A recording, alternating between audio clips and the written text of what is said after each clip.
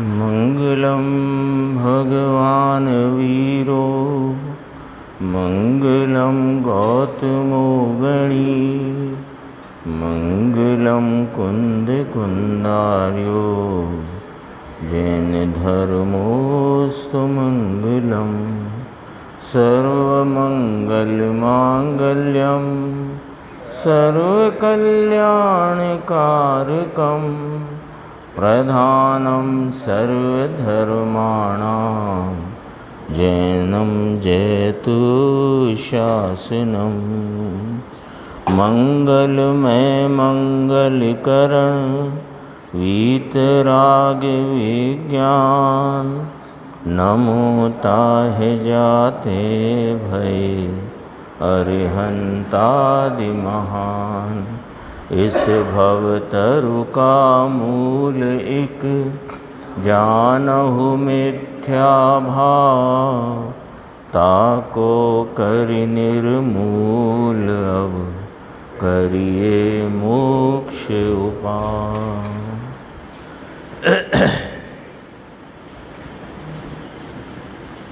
मोक्ष मार्ग प्रकाशक नाम का ग्रंथ है और इसके 7वें अधिकार में निश्चयाभासी मिथ्या दृष्टि के संदर्भ में जो पंडित टोडरमल जी साहब ने चर्चा की है उसमें अपनी 211 पेज पर चर्चा चल रही है। यहाँ आज अपनी चर्चा यहाँ से प्रारंभ करते हैं। यह है ना, यहाँ कोई कहता है कि छद्मस्त का उपयोग तो नाना गेयों में भ्रमता ही भ्रमता है, वहाँ निर्विकल्पता कैसे संभव है। अब ये प्रश्न कहाँ से आया है कि ये प्रश्न आया कि ऐसा जब कहा उत्तर स्वरूप कि राग द्वेष वश किसी गेय को जानने में उपयोग लगाना और किसी गेय के जानने से छुड़ाना, ऐसे उपयोग को बारंबार भ्रमाना, इसका नाम विकल्प है। और वीतराग रूप होकर के जिसे जानते हैं उसे यथार्थ जानते हैं, यानी स्वयं को स्वयं और पर को पर जानते हैं। अन्य अन्य गेय को जानने के प्रयोजन से उपयोग को भ्रमाते नहीं हैं, वहाँ निर्विकल्प दशा जानना। ये ज्ञान प्रधान शैली में निर्विकल्पता की यहाँ व्याख्या करी, क्योंकि उसका कहना था कि प्रमाण न निक्षेप आदि का अथवा द्रव्य आदि के विचारों का विकल्प रूप उत्पत्ति होने में निर्विकल्पता कैसे संभव है। तब उसको जवाब देते देते यहाँ तक ये बात आई। अब वो कहता है कि छद्मस का उपयोग तो नाना गेयों में भ्रमता ही भ्रमता है। आप कहते हो कि वे अन्य अन्य गेय को जानने के प्रयोजन से उपयोग को भ्रमाते नहीं हैं। कौन? जो वीतराग रूप होकर स्वयं को स्वयंपने और पर को परपने जानते हैं, वे तो उपयोग को बहुत भ्रमाते नहीं हैं। तो उस प्रकार के जानने की अवस्था में भी निर्विकल्प दशा आपने कही। तो उसका प्रश्न है कि छद्मस का उपयोग तो नाना गेयों में भ्रमता ही भ्रमता है, वहाँ निर्विकल्पता कैसे संभव है।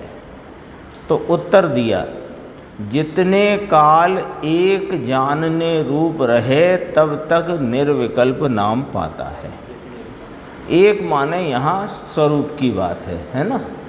तो इसमें सिद्धांत का तत्वार सूत्र के 9वें अधिकार का 27वां सूत्र, इसको यहाँ उद्धृत करके पंडित जी ने फरमाया, एकाग्र चिंता निरोधो ध्यानम, कि एक का मुख्य चिंतवन हो और अन्य चिंता रुक जाए, उसका नाम ध्यान है।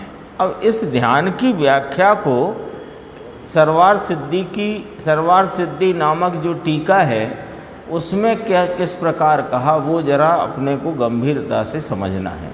ये बात तो सबको ख्याल में है कि एक को मुख्य करके जानते रहने में जो उपयोग की एकाग्रता है या उसमें लगा हुआ उपयोग है, वो और अन्य चिंता जहाँ निरोध को प्राप्त है, ऐसे में उसका नाम ध्यान कहा गया।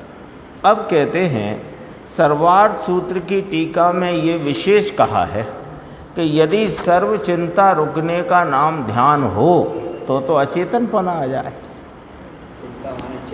हाँ, सर्व ही रुक गया। चिंता माने चिंतवन, विचार।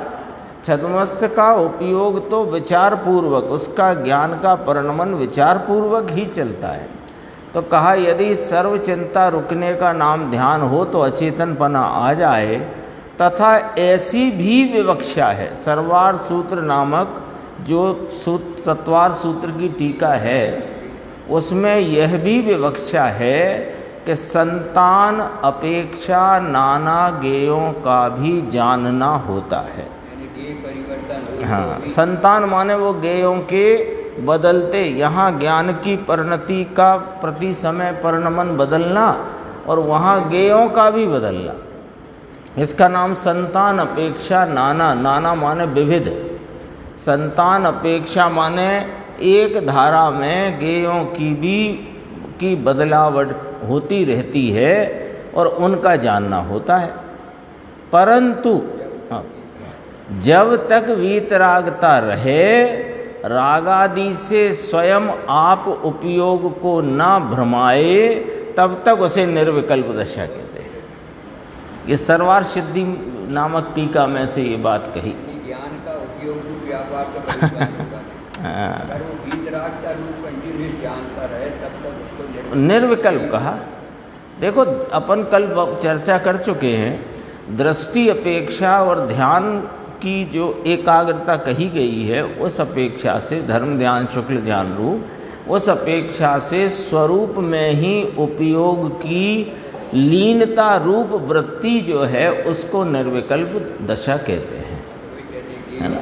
और यहाँ हाँ, यहाँ ज्ञान अपेक्षा जो कथन किया, इसमें वीतरागता की प्रमुखता ली कि जिसने अपने स्वरूप का भान होकर और उसकी विशेष एकाग्रता के द्वारा स्थिरता विशेष प्राप्त करी है, तो उसको वीतरागता की अखंड धारा चौथे गुण स्थान से ही प्रारंभ हो गई है। अखंड है वो, वीतरागता की धारा अखंड है। वो वीतरागता की धारा चलती रहती है और उस वीतरागता के साथ वह स्वय को स्वरूप और पर को पररूप निरंतर स्वतः जानता है। ऐसे करके नहीं जानता कि गोख गोख के जानता हो, मैं ज्ञायक हूँ, यह अचेतन शरीर पर है, मैं स्वय हूँ, रागादि पर हैं, मैं ज्ञान चैतन्य स्वरूप स्वय हूँ, ऐसा गोखता नहीं। उसको तो जो स्वरूप का भान हुआ, प्रतीति हुई, वहाँ से लेकर के अब अखंड ही है वो सादी अनंत काल तक, है ना। उसमें आपको वो गिनने की ज़रूरत नहीं है कि सम्यक छूट गया कि नहीं छूट गया, वो बात को गौण कर दो। जहाँ से हुआ बस हुआ सो हुआ, तो केवल ज्ञान और सिद्ध अवस्था की प्राप्ति हुई, तो अखंड धारा स्वयं पर के विभाजन की वह चली सो चली। तो इस प्रकार जानते रहते हैं वो अनेकों गेयों को, लेकिन रागादि से स्वयं उपयोग को भ्रमाते नहीं। यहाँ रागादि का अर्थ है कि राग में एकत्व रखते हुए और स्वय पर के भान बिना जो उपयोग की भ्रमणा है, भ्रमता है उपयोग, उसे तो निर्विकल्प दशा नहीं कहा, उसे तो वास्तव में अज्ञान अवस्था कहा। लेकिन वीतरागता सहित जानना भले अनेक गेयों का होता रहे, तो भी उसका नाम निर्विकल्प दशा है। इसका और खुलासा भी आगे आएगा। तो फिर वह कहता है कि जब अंतरंग में स्वय और पर का विभाग ज्ञान हो ही गया, स्वय को स्वरूप और पर को पररूप जब जान ही लिया, तो फिर पर द्रव्य से छुड़ाकर स्वरूप में उपयोग लगाने का उपदेश क्यों दिया गया है, उसका प्रश्न।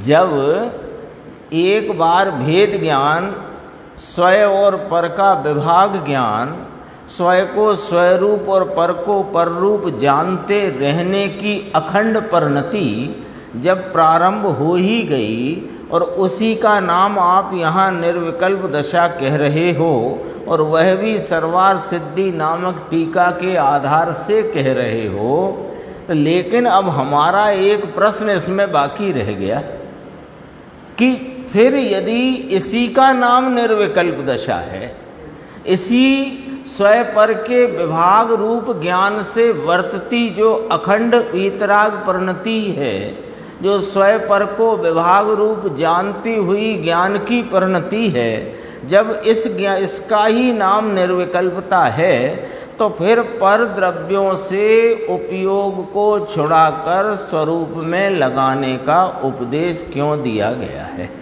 इसका प्रश्न बराबर है ना? बिल्कुल उसका प्रश्न यहाँ लॉजिकल है, न्याय संगत है, उसने किया है। अब उसका समाधान कराते हैं कि जो शुभ अशुभ भावों के कारण रूप पर द्रव्य हैं, ये जीव की परिणति में शुभ अशुभ उपयोग रूपी जो राग द्वेष की विकार वृत्ति उत्पन्न होती है, उसमें निमित्त कारण पर द्रव्य है। ऐसे बराबर समझना, क्योंकि राग के भी 3 पॉइंट अपन गुरुदेव के व्याख्यान में पढ़ चुके हैं। ज्ञेयों से राग नहीं होता, ज्ञान स्वभाव से राग नहीं होता, और राग तो स्वयं चारित्र गुण का विकारी परिणाम अपनी योग्यता से अपने स्वय काल में उत्पन्न होता है। ये पढ़ चुके हैं अपन, कल ही पढ़ा था। अब यहाँ जितना लिखा है इसका अर्थ बराबर पकड़ना। जो शुभ अशुभ भावों के कारण परद्रव्य हैं, यानी जीव की परिणति में शुभ अशुभ राग रूपी विकारी वृत्ति जो उत्पन्न होती है, उसमें पर द्रव्य का निमित्तपना है। सो अब उसके संदर्भ में, अब निमित्त है ना वे, तो इसलिए आगे चर्चा खड़ी हुई कि उनमें उपयोग लगाने से जिनको राग द्वेष हो आते हैं, भले ज्ञानी हैं, लेकिन उधर उपयोग जाता है, पंच परमेष्टि की तरफ जाता हो, कि व्यापार धंधे की तरफ जाता हो, कि भोजन आदि के विषयों में जाता हो, तो वहाँ उसको राग द्वेष हो आते हैं। और स्वरूप चिंतन करे तो जिनके राग द्वेष घटते हैं, ऐसा है कि नहीं? इसलिए ऐसे निचली अवस्था वालों को पूर्वोक्त रीति से उपदेश दिया गया। चौथे पांचवें में हैं, और मुनिराज की जो छठवें गुणस्थान के, यद्यपि वे बहुत देर उसको भोगते नहीं, तुरंत ही शुद्ध उपयोग में जाते हैं। तो अपन इसको यहाँ चौथे पांचवें की मुख्यता से बात करें तो कहते हैं निचली अवस्था वाले जीवों को पूर्वोक्त माने पूर्व में जो तुमने प्रश्न रूप यहाँ उपस्थित किया, वह उपदेश उनको दिया गया है ना। अब इसका उदाहरण बहुत ही गंभीर रखा पंडित जी साहब ने, कि जैसे कोई स्त्री विकार भाव से पराये घर जाती थी, उसे मना किया कि पराये घर मत जाओ, घर में बैठे रहो। निचली भूमिका वालों को उपदेश दिया है ना, तो उस संदर्भ से यहाँ उदाहरण प्रस्तुत किया। जैसे कोई स्त्री विकार भाव से पराये घर जाती थी, उसे मना किया कि पराये घर मत जाओ, घर में बैठे रहो। तथा जो स्त्री निर्विकार भाव से किसी के घर जाकर यथा योग प्रवर्ते तो कुछ दोष है नहीं। उसी प्रकार अब ये देखो यहाँ पर ये दृष्टांत में समझ लेना, जो राग द्वेष में एकत्व रूप अपराध से परिणमता हुआ जीव अन्य अन्य ज्ञेयों को जानने में जाता है, उससे कहा कि कहीं मत जाओ, अपने स्वरूप का भान करो, यहीं लीन रहो। लेकिन जो वीतराग भाव से स्वय पर के विभाग रूप ज्ञान से और किसी रागादि भाव और पर द्रव्य में एकत्व किए बिना जो कदाचित उसका उपयोग पर द्रव्यों के जानने में जाता है तो वो यथा योग्य प्रवर्तन है। ऐसा लिया, इसको उदाहरण के साथ मिलाना है। तो कहा जो स्त्री निर्विकार भाव से, 212 पेज आ गया, निर्विकार भाव से किसी के घर जाकर यथा योग्य प्रवर्तन करे तो कुछ दोष है नहीं, उसी प्रकार उपयोग रूप परिणति राग देश भाव से पर द्रव्यों में प्रवर्तिती थी, उसे मना किया कि पर द्रव्यों में प्रवर्तन मत करो, स्वरूप में मग्न रहो। तथा जो उपयोग रूप परिणति वीतराग भाव से, वीतराग भाव का अर्थ है राग से एकत्व टूट जाने से और स्वयं पर का विभाग ज्ञान उत्पन्न हो जाने से, ऐसे दोनों ले लेना, चारित्र के संदर्भ में भी ले लेना। वीतराग भाव माने राग देश से एकत्व टूट गया तो श्रद्धा सम्यक हुई, उतना चारित्र का अंश भी शुद्ध हुआ और ज्ञान में स्वयं पर का विभाग हुआ, तीनों काम हुए ना। राग में एकत्व टूटा तो श्रद्धा सम्यक हुई, चारित्र में उतना वह अंश अशुद्धता का अनंतानुबंधी या अप्रत्यख्यानावर्णी संबंधी चला गया और स्वयं पर का विभाग यानी स्वयं पर के बीच में वो अपनी समझने की भाषा में कहते हैं, जैसे आजकल 4 लेन रोड होती है ना, तो डिवाइडर लगा हुआ है पूरा मीलों लंबा डिवाइडर है, तो वह ऐसा डिवाइडर इसकी परिणति में चल रहा है, स्वयं रूप के खाते में, पर रूप के खाते में, ऐसा इसका है।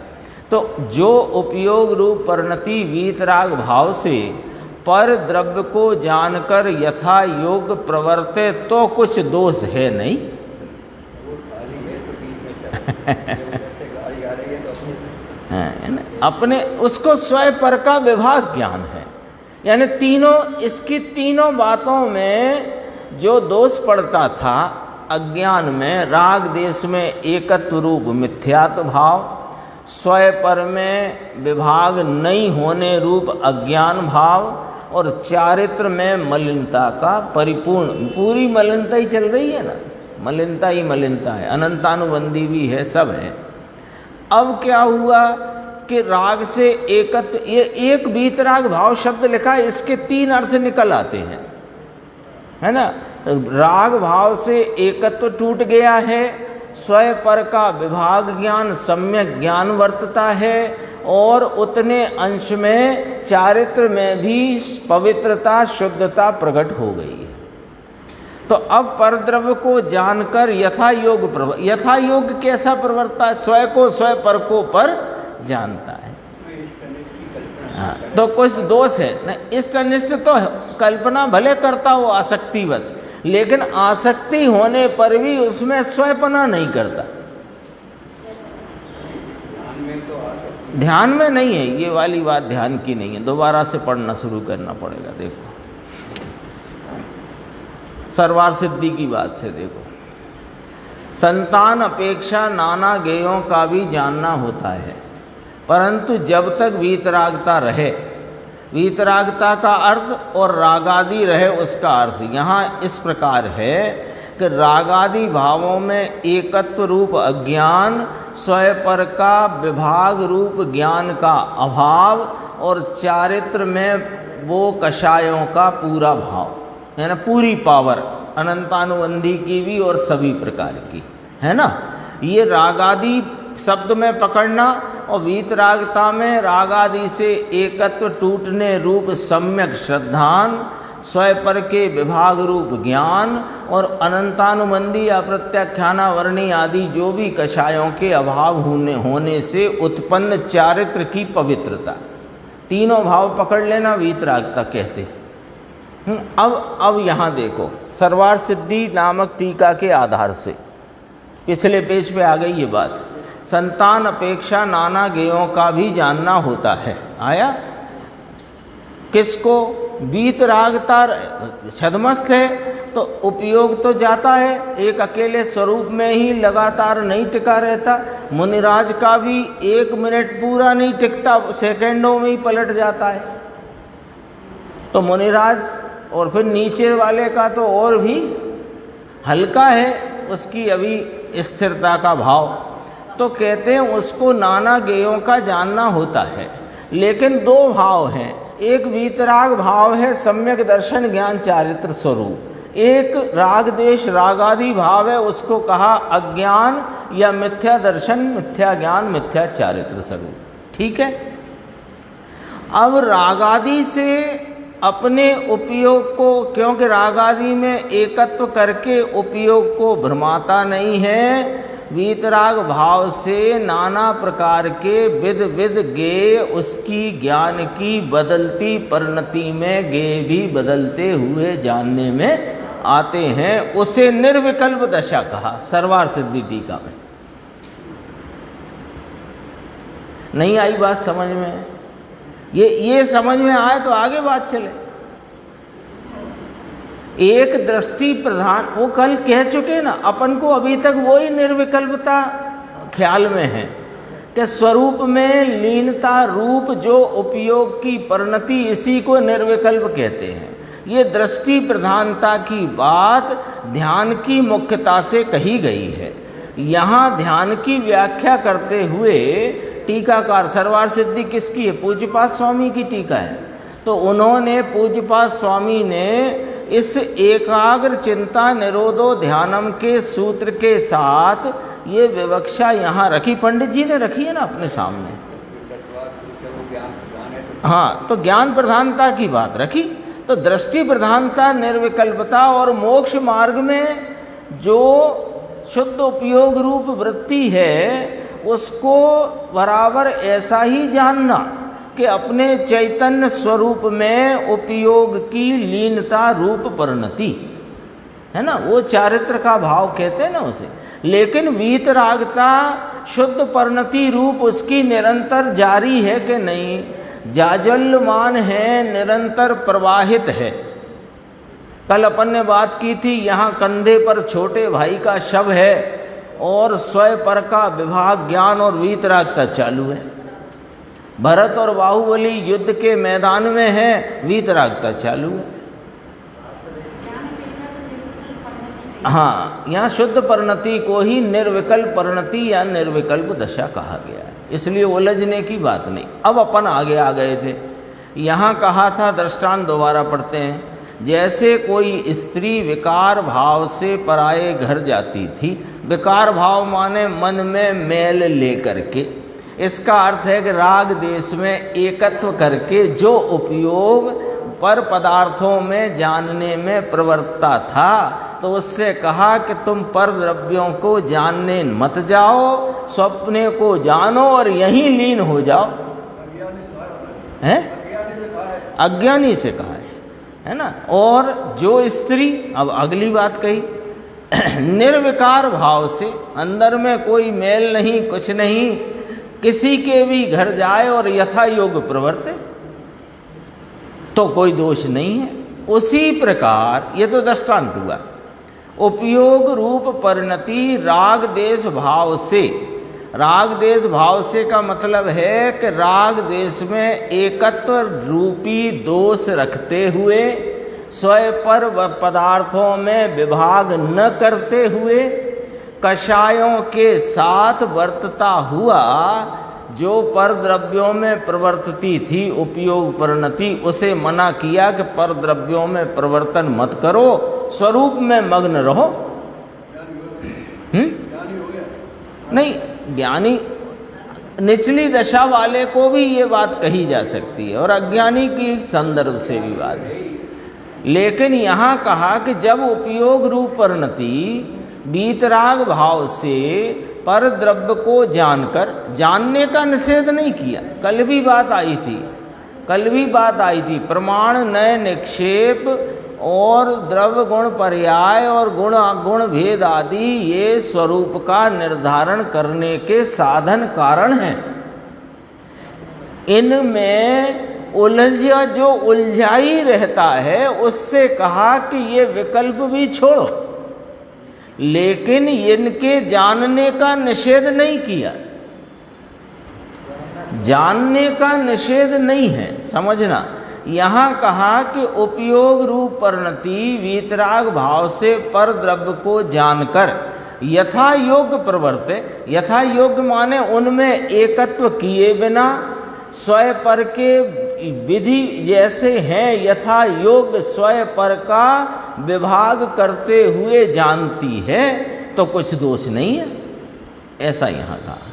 तो फिर उसने आगे प्रश्न खड़ा किया, हाँ ऐसा है, हाँ इष्टनिष्ठ नहीं मानता, लेकिन आसक्ति है उतनी है, आसक्ति की यहाँ इनकार नहीं है, लेकिन आसक्ति होने पर भी वीतराग परिणति जारी है ना। इष्टनिष्ठ नहीं मानेगा तो फिर वो राग उत्पन्न ही नहीं होगा, है ना। और उपयोग बाहर जाए और इष्टनिष्ठ ना माने, एकत्व नहीं है, राग से एकत्व नहीं है। जैसे अभी अपन रामचंद्र जी का, लक्ष्मण जी का उदाहरण देखा, भरत बाहुबली का उदाहरण देखा, वहाँ इष्टता अनिष्टता चल रही है, लेकिन वीतराग भाव चल रहा है, स्वयं पर का विभाग रूप ज्ञान चल रहा है। इष्टता अनिष्टता चल रही है, कैसी चल रही है? मुझे पोदनपुर का राज्य इष्ट है, वो कह रहा है मेरे दादाजी मुझे सौंप के गए हैं तो मुझे इष्ट है, लेकिन वीतराग भाव दोनों के चल रहा है, दोनों के स्वयं पर का विभाग रूप भान चल रहा है, ज्ञान चल रहा है। देखो आसक्ति होए और इष्टता अनिष्टता नहीं हो तो आसक्ति नाम किसका? आगे और खुलासा है देखो, और फिर एक उदाहरण आएगा। फिर वह कहता है कौन? निश्चयाभासी मिथ्या दृष्टि। ऐसा है तो महामुनि परिग्रह आदि चिंतवन का त्याग किस लिए करते हैं? जब उन्हें वीतराग भाव से जानते हुए कोई दोष होता नहीं।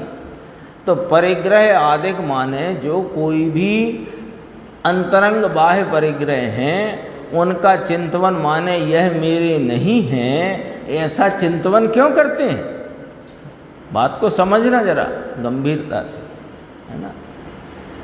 महामुनि परिग्रह आदिक चिंतवन का त्याग किस लिए करते हैं? यानी परिग्रह आदिक चिंतवन यानी अंतरंग बाह्य परिग्रह जो हैं ये मेरे नहीं हैं, ऐसा चिंतवन करते हैं ना, तो उसके त्याग का चिंतवन करते हैं ऐसा करके। तो समाधान इसका ये भी दृष्टांत से, जैसे विकार रहित स्त्री कुशील के कारण पराये घरों का त्याग करती है। देखो स्त्री को, जो उस महिला को अंतरंग में कोई विकार नहीं है, लेकिन फिर भी वह पराये घरों में आने जाने का, हाँ, कुशील न होए, इसलिए वह पराये घरों में आना जाने का त्याग करती है। ठीक है। उसी प्रकार उदाहरण संलग्न में दिया है, उसी प्रकार वीतराग परिणति राग देश के कारण भूत, जो कारण लिखा ना, राग देश में होने वाले निमित्त रूप जो परद्रव्य उनका त्याग करती है। पकड़ में आई कि नहीं आई बात? ये थोड़ा विषय एकदम समझने का है ऐसे। हाँ, यहाँ ज्ञान प्रधानता से निर्विकल्पता बताई जा रही है। क्यों? क्योंकि वह निश्चयाभासी बार बार एक स्वरूप की लीनता को ही लेकर के अनेक प्रकार के गुणस्थान का विचार क्यों करें, प्रमाण निक्षेप का विचार क्यों करें, ऐसे ऐसे उसके तर्क हैं। तो उसको ज्ञान प्रधान निर्विकल्पता बताई जा रही है। यहाँ मोक्षमार्ग प्रकाशक की एक विशेषता है कि यहाँ किसने पूछा है और क्या पूछा है और उस बात का क्या जवाब दिया जा रहा है, इसको आप उठा करके हर जगह नहीं ले जा सकते हो। यानी मोक्षमार्ग प्रकाशक का कोई पैराग्राफ या वाक्य लेकर के आप हर जगह फिट नहीं कर सकते। वो कहाँ कहा पंडित जी ने, किस प्रश्न के उत्तर में कहा, वो प्रश्न किस पृष्ठभूमि में से आया था, तब। इसलिए तो मोक्षमार्ग प्रकाशक के संदर्भ देकर के कोई बात कही जाती है तो कई बार ऐसा लगता है कि ये समय सार आदि में जो विवेचना है उससे कुछ अलग लग रही है, तो फिर वो अपने को अब अपना निर्णय तो दृढ़ और स्पष्ट हुआ नहीं है, तो फिर वो अपने को भ्रांति उत्पन्न हो जाती है। जैसे मान लो मोक्ष मार्ग प्रकाशक में एक उदाहरण अपन जो सामान्यतया प्रचलन में है, अपने परिणामों के बिगड़ने का भय रखना। अब किससे कही, कब कही, क्यों कही, वो तो पकड़ना पड़ेगी। अथवा तो जीव के रागादि भाव के निमित्त पाकर द्रव्य कर्म आत्मा में प्रवेश करते हैं, ये भी लिखा है मोक्ष मार्ग प्रकाश। तो अब वो कब कहा, कैसे कहा, किस प्रकार कहा, वो पूरा समझना आवश्यक है। अब आत्मा के प्रदेशों में तो वो तीसरी गाथा समय सार की कहती है कि एक प्रत्येक द्रव्य अपने गुण पर्यायों के चक्र को चूमता है, तो इसके प्रदेशों में कैसे आ गए? कि नहीं आए भैया, समान उस ही आकाश के उन प्रदेशों में आए जहाँ ये है, ये कहा जा रहा है।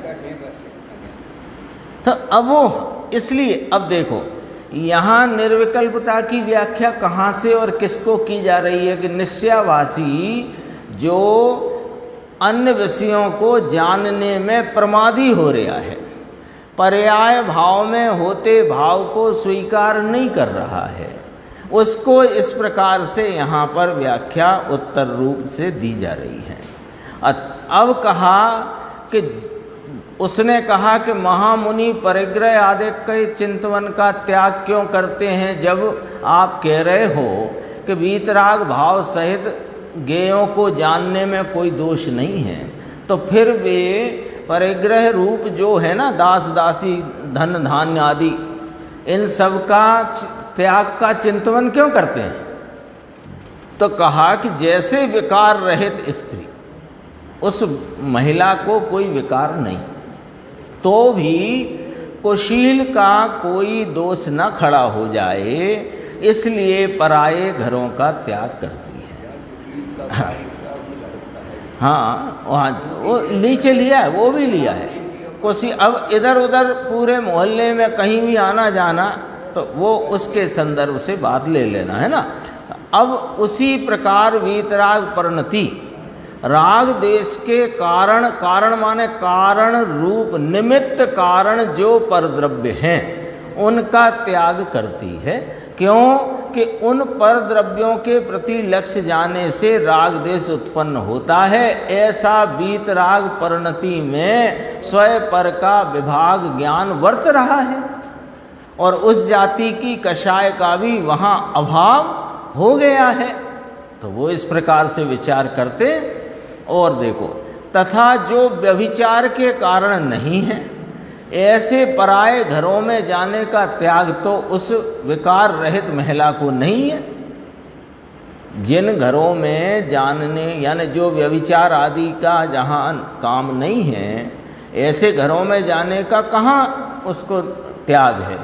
उसी प्रकार जो राग देश के कारण नहीं है, ऐसे परद्रव्यों को जानने का त्याग है नहीं। यहाँ क्या कहना चाहते हैं कि तुम जो गुणस्थान आदि के अशुद्ध भाव हैं, जो प्रमाण निक्षेप से द्रव्य गुण पर्याय की चर्चा है, जो सात तत्व की विवेचना जिनेन्द्र परमात्मा की जिनवाणी में आई है, उसके स्वाध्याय आदि है, उसके चिंतवन को ही तुम निषेध कर रहे हो, तो वो चिंतवन तो निषेध के योग्य नहीं है। ये समझाना है उसको निश्चयवासी मिथ्या दृष्टि को, इसलिए ये बात कही।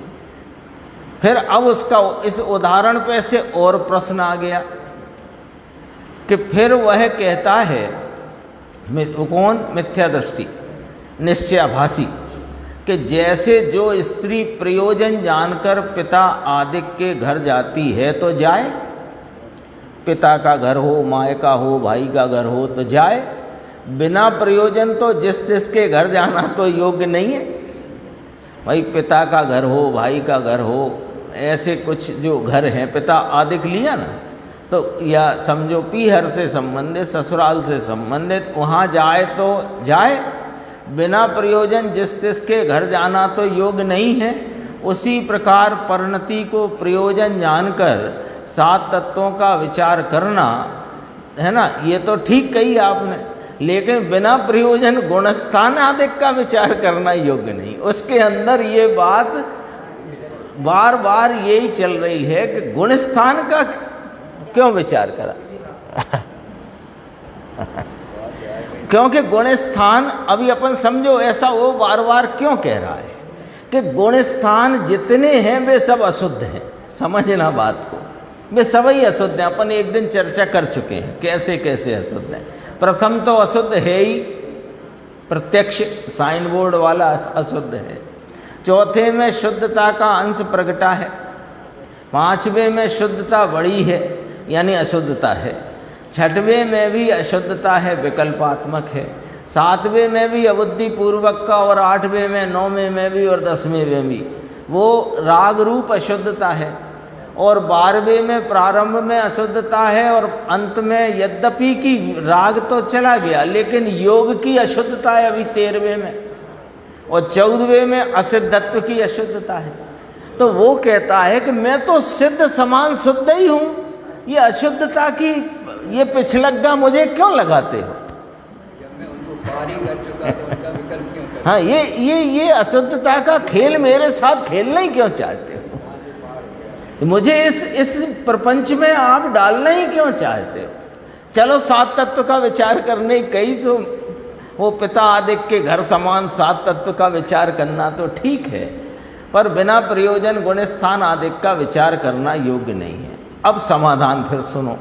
दृष्टांत बहुत लंबा चलाई, लेकिन इसमें बहुत गंभीर सिद्धांत का गठित किया गया है। जैसे स्त्री प्रयोजन जानकर पिता आदि के या मित्रादि के भी घर जाए, उसी प्रकार परिणति तत्वों के विशेष जानने के कारण गुणस्थान आदिक व कर्मादिक को भी जाने, है ना।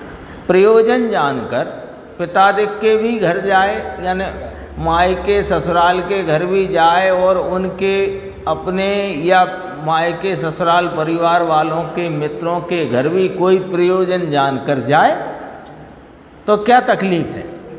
ऐसे ही तुमने 7 तत्वों को जानने को तो प्रयोजन भूत में ले लिया ना, तो 7 तत्वों को जानने के प्रयोजन से यदि उन 7 तत्वों के विशेषों को जानने के कारणभूत जो गुणस्थान आदिक और निमित्त में कर्मादिक के उदय सत्ता आदि भाव हैं, उनको भी जाने तो क्या तकलीफ है?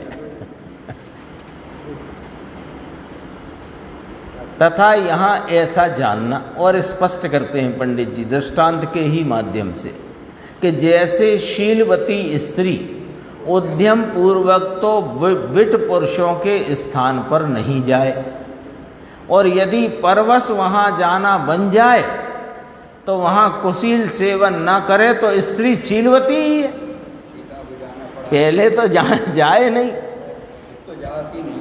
हाँ, पर अब जैसे भाई साहब ने याद दिलाया वो दृष्टांत सीता जी का, तो जाए ही नहीं। अब कोई बलात् अपहरण के द्वारा ऐसी जगह जाना पड़ गया तो वहाँ कुशील का सेवन नहीं करे तो शीलवती ही है, और उसकी परीक्षा हो करके भी वह हो गई थी बात।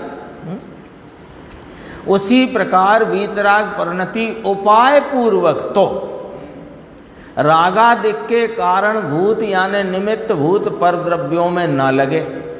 अब यदि स्वयमेव उनका जानना हो जाए तो वहाँ रागादिक न करे तो परिणति शुद्ध ही है,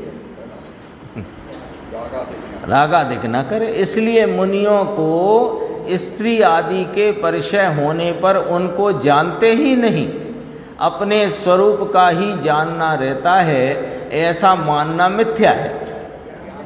जाने ही नहीं, परिचय हो तो वो जानने में आते हैं, ये नियम है। अपन कई बार चर्चा में ये बात कह चुके हैं कि 6वें गुणस्थान में परिचय होता है, शुद्ध उपयोग की दशा में परिचय होता नहीं।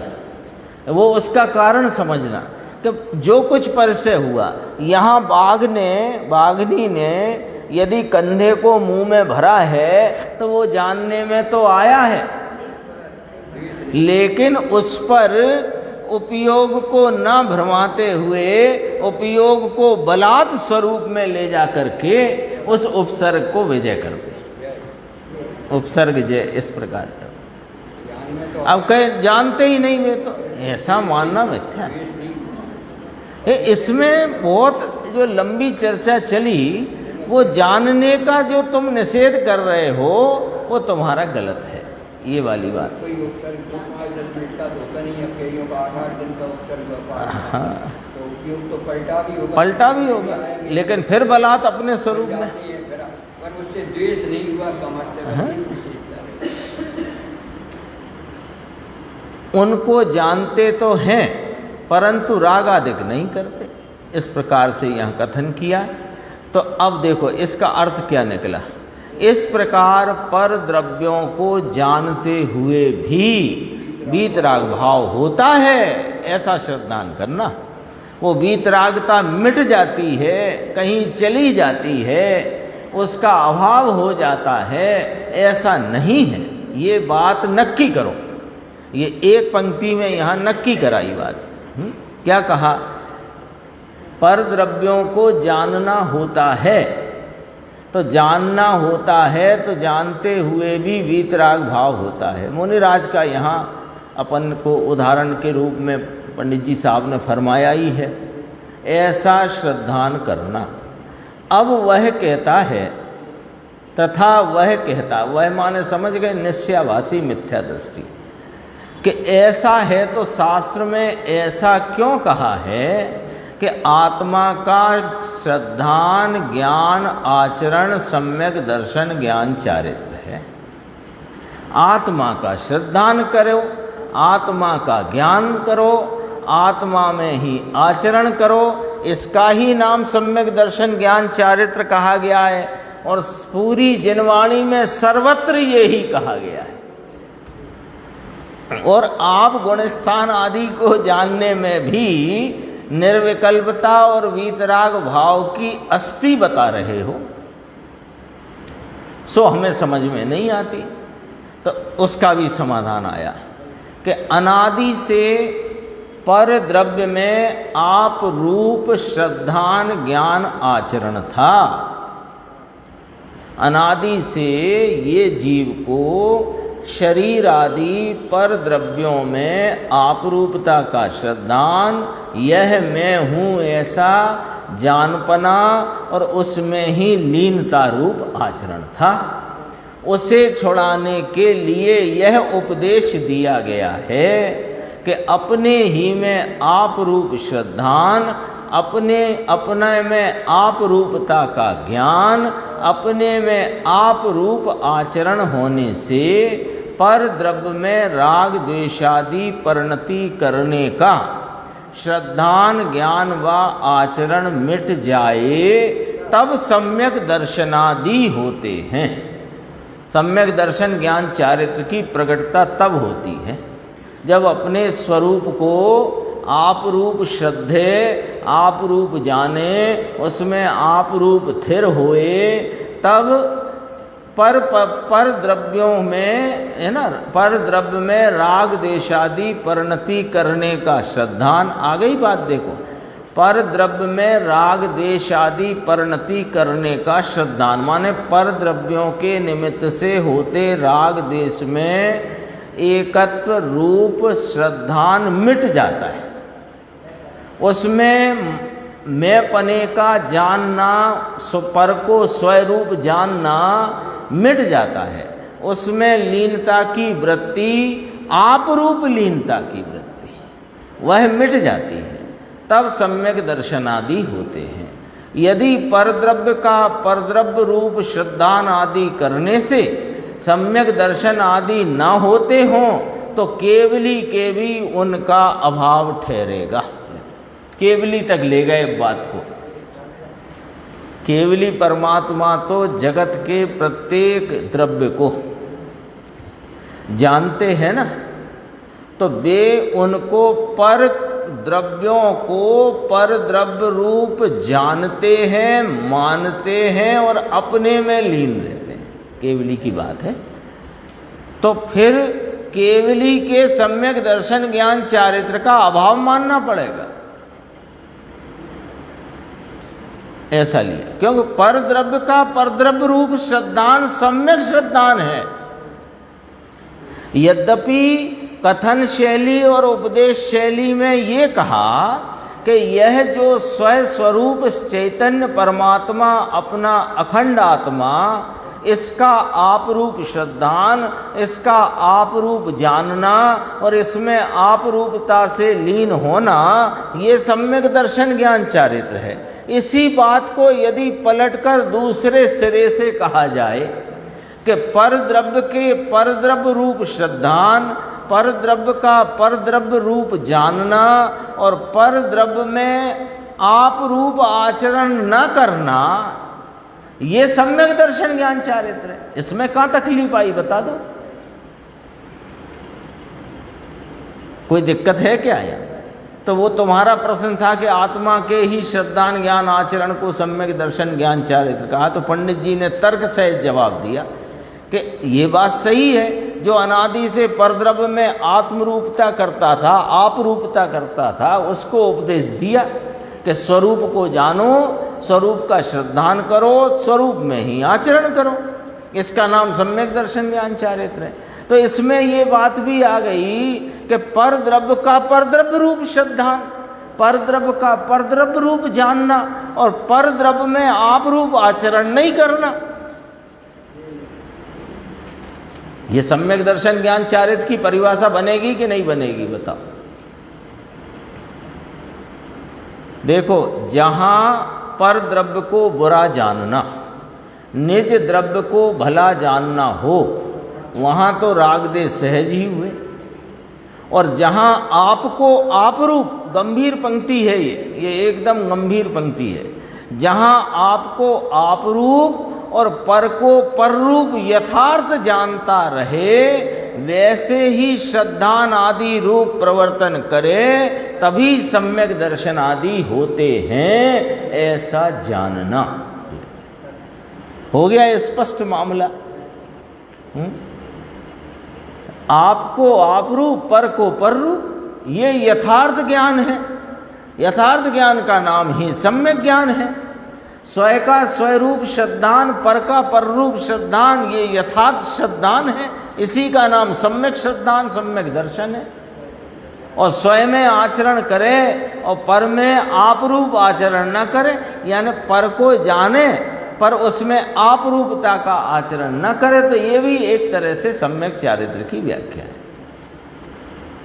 ऐसा जानना। अब देखो, पंडित जी कहते हैं कि हमने बहुत चर्चा कर ली। सबसे लंबी चर्चा निश्चयावासी की, मिथ्या दृष्टि की आई है, इसलिए बहुत क्या कहें। जिस प्रकार से रागादि मिटाने का श्रद्धान हो, वही श्रद्धान सम्यक दर्शन है। लो, एक बात चल रही है यहाँ। देखो, रागादि, ये बोल्ड अक्षर में लिखे हैं ना ये शब्द ग्रंथ में, रागादि घटाने का नहीं लिखा, मिटाने का लिखा है। इसका कोई रहस्य अपने को समझ में आता है? रागादि का दूसरा नाम कषाय है कि नहीं? रागादि का दूसरा नाम कषाय है कि नहीं? तो कषाय घटाने का नाम सम्यक दर्शन नहीं। कषाय घटाने से घटती नहीं, कषाय मिटती हैं तो उन्हें घटना कहा जाता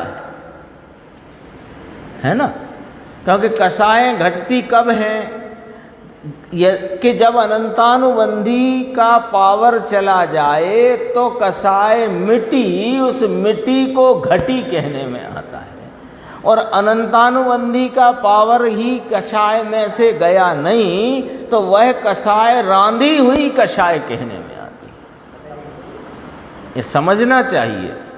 उपदेश देने वाले उपदेश दे जाते हैं, कषाय घटाना, अरे घटाना नहीं है, मिटाना है। और वास्तव में मिटाना भी क्या है?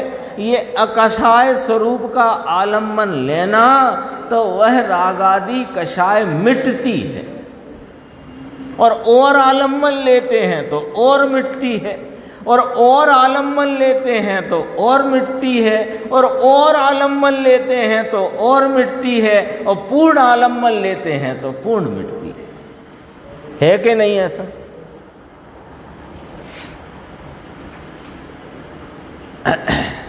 जिस प्रकार से रागादि मिटाने का श्रद्धान हो वही श्रद्धान सम्यक दर्शन है। जिस प्रकार से रागादि मिटाने का जानना हो वही जानना सम्यक ज्ञान है, तथा जिस प्रकार से रागादि मिटें वही आचरण सम्यक चारित्र है। ऐसा ही मोक्ष मार्ग मानना योग्य है, ऐसा कहा। यानी बीच वाली पंक्ति लेते हैं निश्चयभाषी के संदर्भ से कि गुणस्थान आदि भावों की अशुद्धता का जानना, द्रव्य गुण पर्याय गुण भेदों का जानना, और भी सात तत्व के संबंध में जानना, उससे रागादि मिटते हैं। क्योंकि इसको वीतरागता प्रगटी है, स्वयं और पर का विभाग ज्ञान वर्तता है, तो उनके जानने से रागादि मिटते हैं। तो इसी का नाम मोक्ष मार्ग। तुम जानने से क्यों कतरा रहे, ऐसा यहाँ पर कहना चाहते हैं। इस प्रकार निश्चय नय के आभास सहित एकांत पक्ष के धारी जैनाभासों के मिथ्यात्व का निरूपण किया। ये अपना एक प्रकरण पूरा होता है, लेकिन मैं थोड़ा सा 2 मिनट में आपको सिर्फ दिखा रहा हूँ। अपन पढ़ेंगे तो कल 148 पेज है अपना इसका, इसलिए दिखा रहा हूँ कि घर से पढ़ के आ सकें तो घर से भी पढ़ के आ सकते हैं, यहाँ तो फिर अपन पढ़ेंगे ही। अरे ये क्या हो जाता है, देखो 148 पृष्ठ है उसका, जो गुरुदेव के प्रवचन की पुस्तक का, निश्चय व्यवहार के स्वरूप पर विशेष प्रवचन। निश्चयभाषी की चर्चा चली, प्रकरण भी वही चला, लेकिन अब हुआ क्या कि प्रकरण चला निश्चयभाषी का, जो मात्र निश्चय के विषय को अंगीकार करके व्यवहार के विषय को जानने का विषय भी नहीं रखना चाहता। क्योंकि निश्चय का विषय जो है, शुद्ध निश्चय का विषय वह आलम्बन के योग्य है, और व्यवहार के जितने विषय हैं भेद रूप अथवा पराश्रित भाव आदि, वे सब जानने के विषय है ना। तो वह उसको जानने के विषय में भी नहीं रखना चाहता। तब जाकर के उसको अनेक प्रकार के उसके प्रश्न और अनेक प्रकार के समाधानों से यह बात कही कि जिन भावों से रागादि मिटे ऐसा ज्ञान सम्यक ज्ञान है। यही पढ़ा ना अपन ने अभी अंत में। इसलिए यहाँ गुरुदेव का ये 1-1.5 पेज का जो विवेचन या व्याख्या है, ये अपने को इस प्रकरण के बाद पढ़ना बहुत आवश्यक है। क्योंकि यहाँ निश्चय व्यवहार के स्वरूप पर विशेष प्रवचन किया है गुरुदेव ने। 2 पंक्ति पढ़ते हैं, देखो 2-4। जो निश्चय एकांत को मानता है अथवा व्यवहार एकांत को मानता है वह मिथ्या दृष्टि है ना। भगवान तीर्थंकर देव ने जैसा वस्तु स्वरूप कहा है वैसा मानना जानना चाहिए। स्वभाव की दृष्टि करना वह निश्चय धर्म है। मैं शरीर कर्म और संयोग से भिन्न हूँ।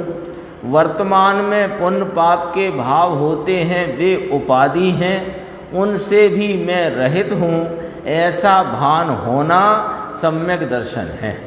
समय सार की 14वीं और 15वीं गाथा में जो बात की है उसमें जिन शासन भरा हुआ है। निश्चय का भान होने के बाद राग का ज्ञान करना ये व्यवहार है। इस प्रकार वो निश्चयभाषी नहीं होता, अपने स्वरूप का, इस ज्ञायक परमात्मा का पुण्य पाप रागादि भाव द्रव्य कर्म शरीर आदि 9 कर्म, इनसे भिन्न इस चैतन्य परमात्मा का अवलंबन लेकर जो आप रूपता का श्रद्धान प्रकट होता है, वहाँ वास्तव में निश्चय व्यवहार दोनों का जन्म होता है। और जिसके दोनों का जन्म नहीं होता उसके कोई नए का ही जन्म नहीं है, और वह कोई एक नए के आभास में पड़ा हुआ है। तो उसको निश्चयाभासी के संदर्भ से अभी चर्चा चली। इसमें और भी चर्चा है, अपन आगे की स्वाध्याय में से लेंगे। इसके बाद व्यवहाराभासी का प्रकरण अपन आगे शुरू करेंगे।